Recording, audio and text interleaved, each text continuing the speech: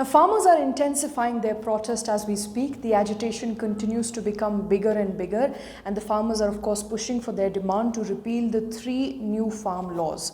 This comes at a time even as the government promised the protesting farmers and agreed that they will make significant changes to the contentious farm laws, including changes in taxation. They will also address minimum support price and dispute resolution. However, the farmers continue to protest. So why exactly are they protesting? Before we tell you that, let's first tell you what the government has promised in the draft that it sent to the farmers. After meeting the Union Home Minister Amit Shah, farmers received a written proposal from the government side detailing every change that the government has agreed to make. The proposal at the face of it answered all the demands of the protesting farmers. It looked like a good proposal.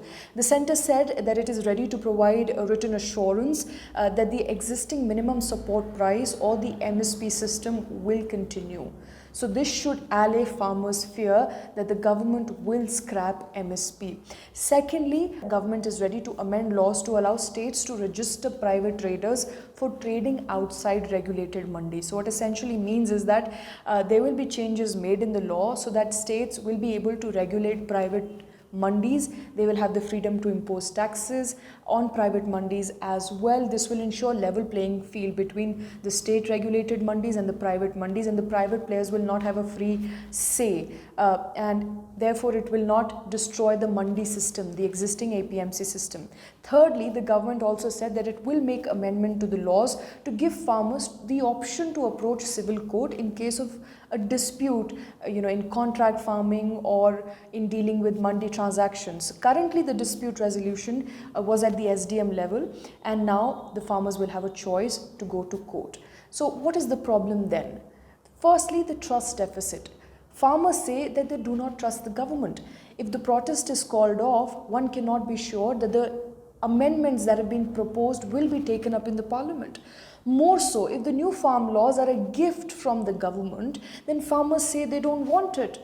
Here's what Yogendra Yadav told the Logical Indian when we spoke to him. The simple demand is, Mr. Prime Minister, you say you are going to give us a historic gift. We don't, we never asked for it. We don't like it. Please take it back. So the first and foremost demand is repeal 3 agreed laws. Repeal, no amendment, no partial changes. Complete repeal and rolling back is what we need. Number 2, if you want to give us gift, as you say you do, give us legal entitlement to MSP.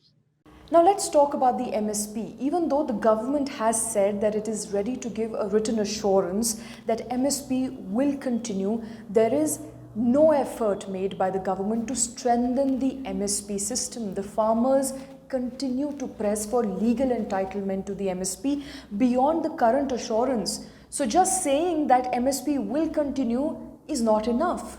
And the basic principle is that this is the minimum price that the farmers must get there for their farm produce.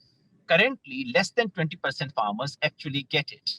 The government announces it for 23 crops, but actually ends up giving it, doing procurement on that basis only for only 2 crops or so. Now, farmers have been demanding that this coverage should be expanded, more crops should be included, and that it should not depend on the whims and fancies of the government of the day, that it should be given a legal status. Now, the farmers believe that the new laws will benefit large corporation and private players, and this is because the new laws will favor private players. The farmers fear that the mandi system will be weakened because of the new laws. And how is that? The private mandis will be unregulated, there will be no tax, no cess. So the government has proposed an amendment where the state government can register traders operating in private mandis, can also impose tax or cess on them, similar to the APMC mandis or the government operated mandis, in order to ensure a level playing field. But the operative word here is can, and the state governments are not compelled to do so. APMC is the name for what is called Anaj Ki Sarkari Mandi.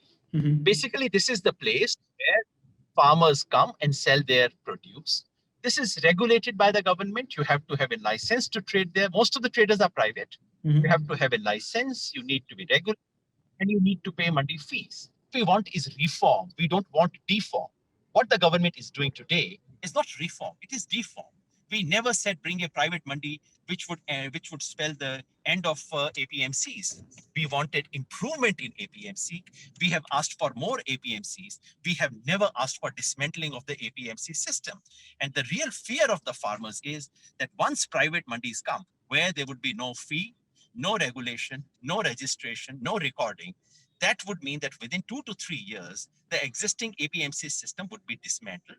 And once that system goes, then private mandis would have a monopoly over purchase. So finally, the apprehensions of the farmers continue to remain unanswered. They are out on streets. There is a bigger protest that has been called on 14th of December, a nationwide Bandh that has been called once again by the farmers in a last-ditch attempt to get the government to hear them, to hear their cause. They are not ready to take a back foot.